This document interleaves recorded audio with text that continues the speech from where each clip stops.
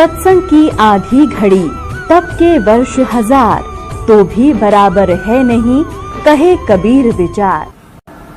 तो यहाँ आपसे प्रार्थना की जाती है, जब तक सत्संग चले आप सब चिंताएं और इधर उधर की गल्ला बातें छोड़ के ध्यान से सत्संग सुनो।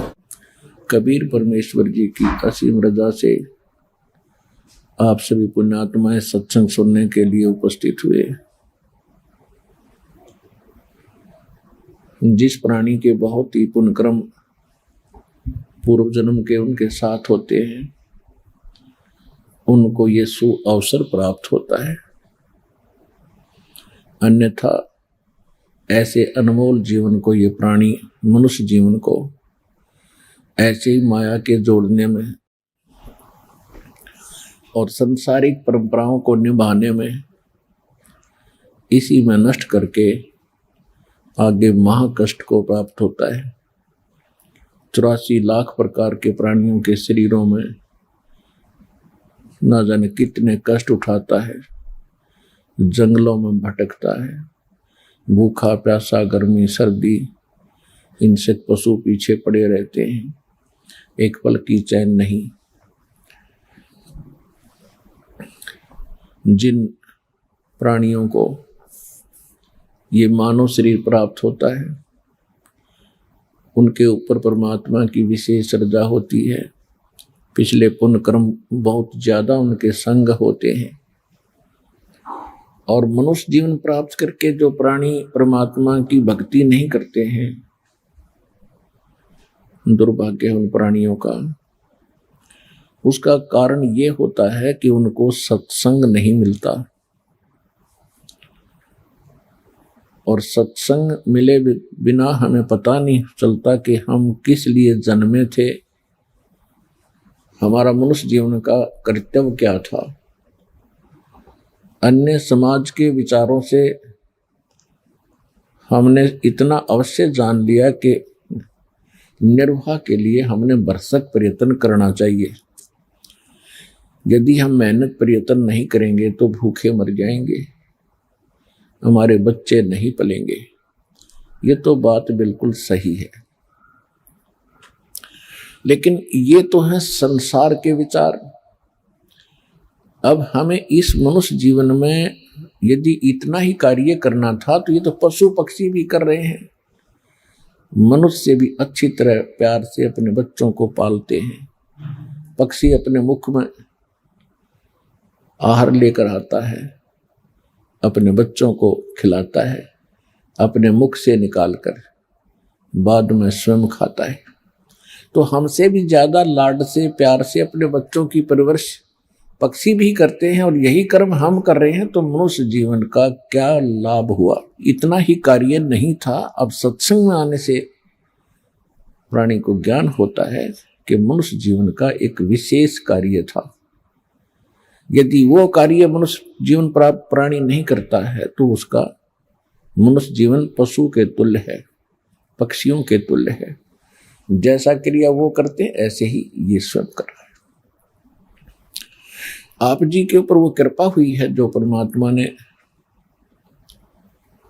आपको मनुष्य जीवन दिया। मनुष्य जीवन के बाद फिर आपको सत्संग प्राप्त हुआ। अब इसमें थोड़ी सी सावधानी की आवश्यकता है कि एक तो आप जी ने ज्ञान पूर्ण रूप से ग्रहण करना है। परमेश्वर ने आपको ऐसे स्थान पर लाकर खड़ा कर दिया है कि शायद यो असंख्य युगों के बाद आपको ये अवसर प्राप्त हुआ होगा। ऐसे स्थान पर ऐसे ज्ञान को प्राप्ति के लिए तुम आए हो, तो इसमें बड़ी सावधानी बरतनी है। ज्ञान ध्यान से ग्रहण करना है। यह सब प्रमाण दिखाए जाते हैं। आपको पहले शिक्षित इसलिए किया भगवान ने कि आप सदग्रंथों को स्वयं जान सकें, सत्य और असत्य का निर्णय कर सकें। अभी तक हम इसीलिए काल के जाल में फंसे रह जाते थे कि हम इन नकली और असली ज्ञान को नहीं परख पाए, क्योंकि हमें स्वयं ज्ञान नहीं था। तो परमात्मा ने इस कलयुग के इस समय में सबसे पहले हमें ज्ञान ही देना था, और ज्ञान देने के लिए आपको शिक्षित भी करना था। तो अभी 30-40 वर्ष से उरे उरे दास देख रहा है कि कैसी बाढ़ सी आ गई शिक्षा की। छोटे छोटे 3-3 वर्ष के बच्चों को स्कूल भेजना शुरू कर देते हैं माँ बाप। तो परमात्मा की प्रेरणा है, शिक्षा से हम भगवान को पहचान सकते हैं, अन्यथा इस शिक्षा का कोई काम नहीं। अब परमात्मा प्राप्ति के लिए हमने असंख्य जन्म खो दिए, जंगलों में हम गए परमात्मा पाने की प्रेरणा पाकर। सारे जैसा भी हमें कोई मार्गदर्शक मिला, कोई गुरु मिला, उसके आधार से हमने भक्ति साधनाएं भी की, लेकिन हम मुक्त नहीं हुए। मनुष्य जीवन का मूल काम है जन्म और मरण से छुटकारा पाना। जब तक ये नहीं होगा तब तक आप कितनी भक्ति कर लो, जन्म और मृत्यु आपकी सदा बनी रहेगी, सदा कष्ट बने रहेंगे। पुण्य कर्म करोगे स्वर्ग चले जाओगे, पाप करोगे नरक चले जाओगे। स्वर्ग और नरक में पुण्य और पाप दोनों खाली करके फिर आप नए सिरे से पृथ्वी पर किसी पशु पक्षी या मनुष्य शरीर फिर प्राप्त कर लोगे, और उसके बाद फिर से वही पाप और पुण्य आपके इकट्ठे होना शुरू हो जाएंगे। तो ये असंख्य जन्म का ये झंझट हम झेल रहे हैं। अब ये सुअवसर प्राप्त हुआ है कि हम अब परमात्मा का ज्ञान ग्रहण करके जरा और मरण, जन्म और मरण, इनसे छुटकारा पा सकते हैं। उसके लिए एक प्रॉपर तरीका है। कोई भी कार्य हम करते हैं उसकी सफलता के लिए कुछ फार्मूले होते हैं, तो वो कंप्लीट फार्मूला इस दास के पास उपलब्ध है मोक्ष पाने का। यहाँ भी सुख, संसार में भी सुख, शारीरिक सुख, मानसिक सुख, और कोई 3 ताप का कष्ट हो वो भी दूर होगा यदि श्रद्धा से भक्ति आप करोगे। तो परमात्मा के ज्ञान को और भक्ति मार्ग को पहचानने के लिए, सत्य और असत्य का निर्णय करने के लिए हमने कोई आधार मानना पड़ेगा। बगैर किसी आधार से हम सत्य और असत्य का निर्णय नहीं कर सकते। तो उसके लिए हम किस चीज को आधार माने? अभी तक जितने भी हमारे धर्म गुरु हुआ करते थे वो सभी यही कहते थे कि हम अपने जो सदग्रंथ हैं, शास्त्र हैं, वेद है, गीता है, पुराण है, इन पवित्र सदग्रंथों से हम आपको ज्ञान सुना रहे हैं। अब जैसा उन्होंने वेद और गीता और पुराणों को जाना था वो ज्ञान हमारे पास था कि हमारे धर्मगुरु ये बता रहे हैं कि वेदों में, गीता में, पुराणों में ऐसा लिखा है। उन्होंने क्या बताया था हमारे को कि ब्रह्मा विष्णु महेश और ये सभी अजरो अमर हैं, विष्णु और शंकर जी की भक्ति करनी चाहिए, ये अजन्मा है, इनके कोई माता पिता नहीं है। इन्होंने ये ज्ञान दिया था हमें वेदों का नाम लेकर कि वेदों में ऐसा लिखा है, पुराणों में ऐसा लिखा है। और श्रीमद् भगवत गीता में श्री कृष्ण जी को पूर्ण परमात्मा सिद्ध करके इन्होंने अपने लोक वेद दंत कथा हमें सुना रखी थी। और परमात्मा स्वयं आते हैं अपना यथार्थ ज्ञान बताने के लिए। वो प्रत्येक युग में आते हैं, लेकिन उस समय हम परमात्मा को पहचान नहीं पाते क्योंकि हमने ज्ञान गलत ग्रहण कर रखा होता है। और हमारी जो बुद्धि होती है वो इस बात पर टिकी होती है कि परमात्मा तो निराकार होता है। फिर कुछ एक ऐसा ज्ञान हमें मिला था कि श्री राम श्री कृष्ण ये परमात्मा थे, पूर्ण ब्रह्म थे, सारी सृष्टि के रचने वाले थे। फिर हम अगर साकार भगवान को मानने लगे तो राम और कृष्ण इन्हीं तक सीमित हो गए। 600 वर्ष पहले भगवान ने आकर बताया था तीन देव की जो करते भक्ति, उनकी कदे ना होवे मुक्ति। कि ब्रह्मा विष्णु महेश की जो भक्ति करते हैं उनका मोक्ष कभी नहीं हो सकता, क्योंकि ये तीनों देवता भी नाशवान हैं, और नाशवान की भक्ति करेंगे तो हम स्थिर कैसे हो सकते हैं, हमारा मोक्ष कैसे हो सकता है। कौन सा मोक्ष? श्रीमद् भगवत गीता अध्याय नंबर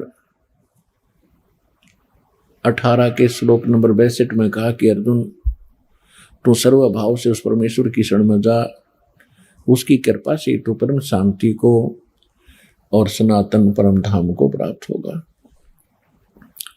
गीता अध्याय नंबर 15 के श्लोक नंबर 4 में कहा कि अर्जुन, तत्वदर्शी संत की प्राप्ति के उपरांत परमेश्वर के उस परम पद की खोज करनी चाहिए, जहां जाने के बाद साधक फिर लौटकर कभी संसार में नहीं आते, और केवल उसी परमात्मा की भक्ति कर जिसने सब ब्रह्मांडों की रचना की है।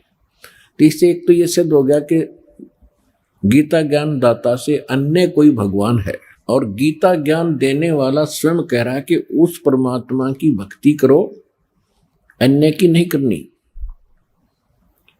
और उसकी भक्ति से आप वो पद प्राप्त करोगे, वो स्थान प्राप्त करोगे कि फिर कभी जरा मरण नहीं होगा, फिर लौटकर संसार में कभी नहीं आओगे। अपने विषय में गीता ज्ञान देने वाला भगवान खुद कह रहा है कि अर्जुन, दूसरे अध्याय के 12वें श्लोक में, चौथे अध्याय के 5वें और 9वें श्लोक में, 10वें अध्याय के दूसरे श्लोक में, कि अर्जुन, तेरे और मेरे बहुत जन्म हो चुके हैं, तू नहीं जानता, मैं जानता हूं। इससे सिद्ध है कि गीता ज्ञान देने वाला भी नाशवान, तो उसके पुजारी आप नाशवान, तो वो मोक्ष नहीं हुआ जो 15वें अध्याय के 4थे श्लोक में लिखा है कि जहां जाने के बाद साधक फिर कभी लौटकर संसार में नहीं आते। 18वें अध्याय के 62वें श्लोक में क्या कि उस परमेश्वर की शरण में जा जो पूर्ण मोक्ष देता है, उसकी कृपा से तो परम शांति को प्राप्त होगा और शाश्वत स्थान को प्राप्त होगा। शाश्वत स्थान माने जिस स्थान का कभी नाश ना होता हो, हम उसे सतलोक कहते हैं, और गीता में उसको सनातन परम धाम कहा है। तो सतलोक की प्राप्ति के लिए फिर उसने बताया है कि उस परमात्मा की शरण में जा जो ये मोक्ष तुझे प्राप्त कराएगा। उसके लिए चौथे अध्याय के 34वें श्लोक में कहा कि अर्जुन, उस ज्ञान को, जो ज्ञान चौथे अध्याय के 32वें श्लोक में कहा है कि परमात्मा स्वयं आते हैं अपने मुख कमल से तत्व ज्ञान, यथार्थ ज्ञान, अपने द्वारा रची हुई सृष्टि का और यज्ञों यानी धार्मिक अनुष्ठानों की जानकारी वो स्वयं अपने मुख कमल से बोलकर देते हैं। चौथे अध्याय के 32वें श्लोक में एक ब्रह्मणे मुखे शब्द है मूल पाठ में। तो इन अनुवादकों ने अपनी अज्ञानता के कारण उसका अनर्थ कर दिया। ब्रह्मणे मुखे का अर्थ कर दिया इन्होंने वेद की वाणी, ब्रह्मणे का अर्थ लिख दिया वेद, ये गलत कर दिया। ब्रह्मणे का अर्थ 17वें अध्याय के 23वें श्लोक में इन्हीं अनुवादकों ने सही किया है, उसका अर्थ किया है, ब्रह्मणे का अर्थ किया है सच्चिदानंद घन ब्रह्म यानी पूर्ण परमात्मा। ओम तत् सत इति निर्देश ब्रह्मणे त्रिविधे समर्थ है। उसका अर्थ बनता है कि उस सच्चिदानंद घन ब्रह्म पूर्ण परमात्मा के पाने के का 3 मंत्र का जाप है ओम तत् सत इति निर्देश है। तो वहां ब्रह्मणे शब्द है, तो ब्रह्मणे शब्द का अर्थ सही किया वहां पर इन्होंने, इनकी बुद्धि वहां विचलित नहीं हुई। सच्चिदानंद घन ब्रह्म के पाने का यानी गीता ज्ञानदाता से कोई और परमात्मा है, वो ब्रह्मणे कहलाता है, यानी ब्रह्म से बड़ा भगवान। ब्रह्म ते गीता ज्ञानदाता है, श्री कृष्ण में प्रवेश करके बोल रहा है, ये काल है। तो गीता अध्याय नंबर 4 के श्लोक नंबर 32 में लिखा है कि परमात्मा अपने मुख कमल से जो ज्ञान देता है स्वयं प्रकट होकर, वो ज्ञान है तत्व ज्ञान। वो यथार्थ ज्ञान है, उसके अंदर वो परमात्मा के पाने का कंप्लीट कोर्स है। चौथे अध्याय के 34वें श्लोक में उसने कह दिया कि उस ज्ञान को तत्वदर्शी संत जानते हैं, उनके पास जाकर समझो, दंडवत प्रणाम करो, निष्कपट भाव से विनम्रता से प्रसन्न करो, तब वो तत्वदर्शी संत तुम्हें उस तत्व ज्ञान का उपदेश करेंगे। इससे एक तो ये सिद्ध हो गया कि गीता में वो ज्ञान नहीं है, लेकिन गीता का ज्ञान जो है ये नकारा नहीं जा सकता, इनकम्प्लीट है लेकिन यथार्थ है, अधूरा है। जैसे एक तो 5वीं कक्षा का सिलेबस होता है पाठ्यक्रम, एक 10वीं तक का होता है, तो गीता और वेद ये समझो मैट्रिक यानी 10वीं तक का सिलेबस है। 10वीं तक का सिलेबस गलत नहीं होता, आगे की पढ़ाई के लिए आगे सिलेबस और होता है, और परमेश्वर की वाणी में वो कंप्लीट है प्रथम से लेकर और लास्ट पढ़ाई तक। तो वो है तत्व ज्ञान। उस तत्व ज्ञान की प्राप्ति के उपरांत अपने को ना वेदों की आवश्यकता, ना गीता की, ना पुराणों की, ना कुरान, ना बाइबल की। क्योंकि वो ज्ञान ऐसा छुप गया हमसे कि उसको तो हमने गलत मान लिया, और जो गलत ज्ञान हमें प्राप्त था उसको हमने सत्य मान लिया। जबकि हमारे सदग्रंथ ये बता रहे हैं कि जो 600 वर्ष पहले परमात्मा कबीर जी बनारस में, काशी में एक जुलाहे की भूमिका करते हुए, और ये ज्ञान भी यथार्थ बोला करते थे, उस ज्ञान के अंदर आज परमात्मा के ज्ञान में ये वेद और गीता वाला ज्ञान पुराणों का जो का तो लिखा है, और जिसकी ऑप्शन छोड़ रखी है कि उस तत्वदर्शी संत से पूछो, वो ज्ञान भी है उसमें। तो वो तत्व ज्ञान है, वो सूक्ष्म वेद है, वो 5वां वेद है। तो सूक्ष्म वेद परमात्मा ने स्वयं आकर बोला है। तो उस ज्ञान को, जो ज्ञान हमने रिजेक्ट कर रखा था अज्ञानी संतों ऋषियों की सुनी सुनाई दंत कथाओं से, उस यथार्थ ज्ञान को पहले तो पुराणों से, वेदों से, कुरान से, बाइबल से, गीता से आपको ये सिद्ध करके दिखाया है कि ये ज्ञान परमात्मा ने 600 वर्ष पहले कहा था, जो आज हमारे पवित्र बुक्स में, होली बुक्स के अंदर विद्यमान है, और जो इनमें नहीं है वो भी उसमें है। जिस्म का ऑप्शन छोड़ रखा है कि उस तत्वदर्शी संत से पूछो, वो तत्व ज्ञान के अंदर विद्यमान है, तो वो भी उसमें है। तो इन जो पवित्र इनकम्प्लीट होली बुक्स थी अपने पास, अधूरे सदग्रंथ थे, इनसे तो उस यथार्थ ज्ञान को कबीर साहिब की मुख से बोली वाणी को प्रूव किया है कि उसमें जो लिखा है वो 600 वर्ष पहले लिखा हुआ था, और आज हमारे सदग्रंथ जो इससे भी पहले के लिखे हुए थे, उनमें वही ज्ञान है जो भगवान स्वयं बताया करते थे। जितना उन्होंने बताया उतना इनमें भी मिल रहा है। तो इससे सिद्ध हो गया कि वो ज्ञान सारा ही सत्य है जो परमात्मा ने बोला था। ये तो एक फार्मूला हुआ हमें एक थ्योरेटिकली सिद्ध करने के लिए कि हम सदग्रंथों से ये सिद्ध करते हैं कि परमात्मा कैसा है, उसका प्रमाण कहाँ है। तो दूसरा होगा हम एक प्रैक्टिकल जिसने किया है, तो प्रैक्टिकल के अंदर थ्योरी वही होती है जो पहले हमारी अवेलेबल होती है सिलेबस में, उस थ्योरी को ही देखकर हम फिर प्रैक्टिकल करते हैं। जिन महापुरुषों ने उसी सिद्धांत से जो प्रैक्टिकल किया, उन्होंने भी फिर वही बताया है कि परमात्मा कैसा है, कौन है, कहाँ रहता है। और जिस प्रैक्टिकल से या जिस साधन से, जिस फार्मूले से उन्होंने परमात्मा को पाया, उनकी अमृत वाणी में वो मंत्र लिखे हुए हैं कि हमने ये मंत्र जाप किया तो हमारा उद्धार हुआ। ये पूरा अध्यात्म मार्ग इन 2 पॉइंटों पर निर्भर करता है। एक तो हम अपने सदग्रंथों को सही मानते हैं, उसमें जो प्रमाण है, फिर हम उन महापुरुषों को भी सत्य मानते हैं, उनकी महिमाष्टक गाते सुनते आए, उनकी वाणी को भी अपने ज्ञान के आधार में लेते रहे सत्संग में।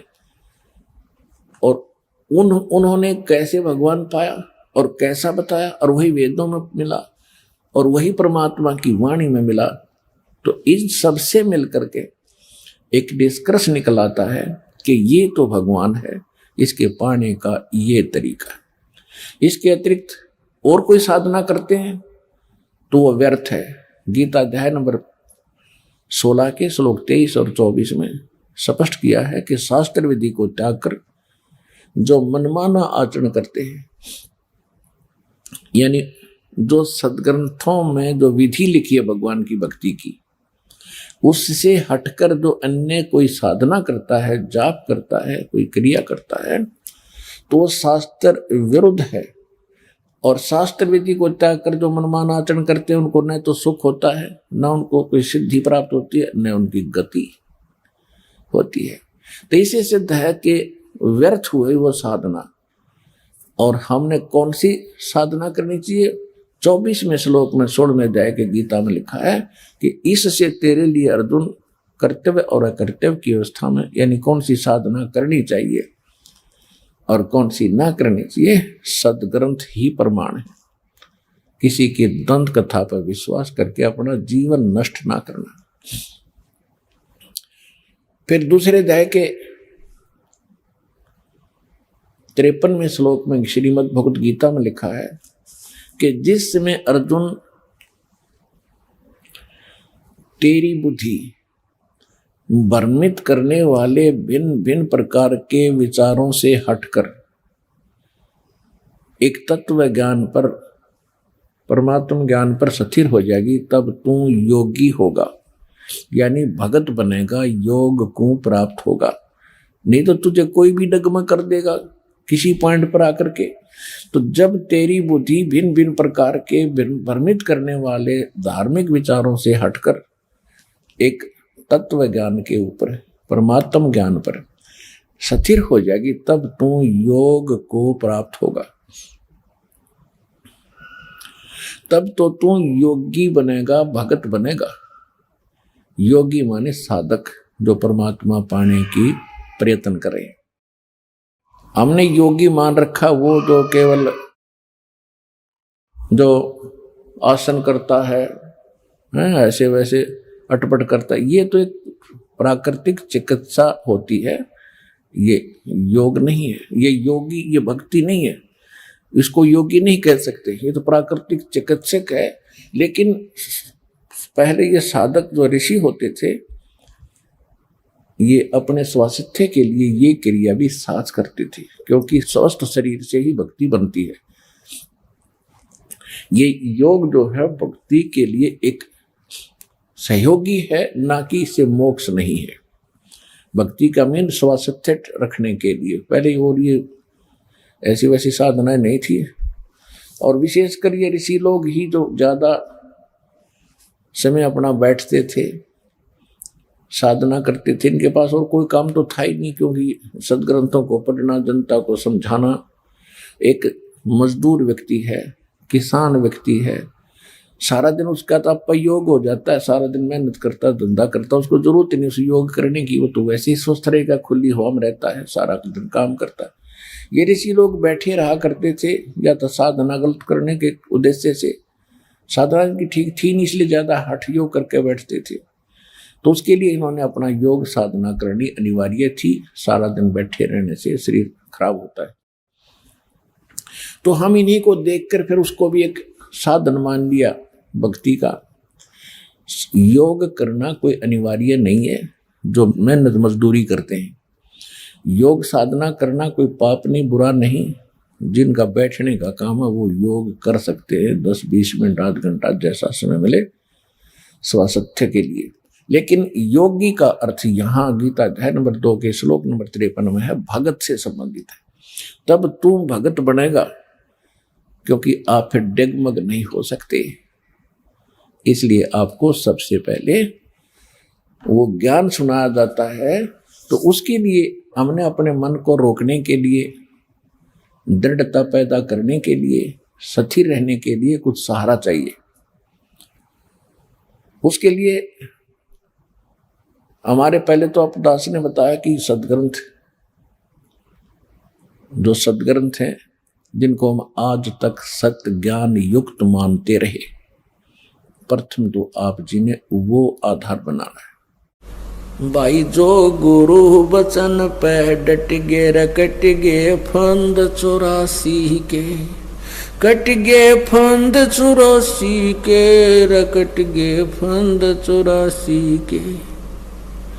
भाई जो गुरु बचन पे डट गे रकट गे फंद 84 के। वस्तु मिली ठोर की ठोर, मिट गई मन पापी की दौड़।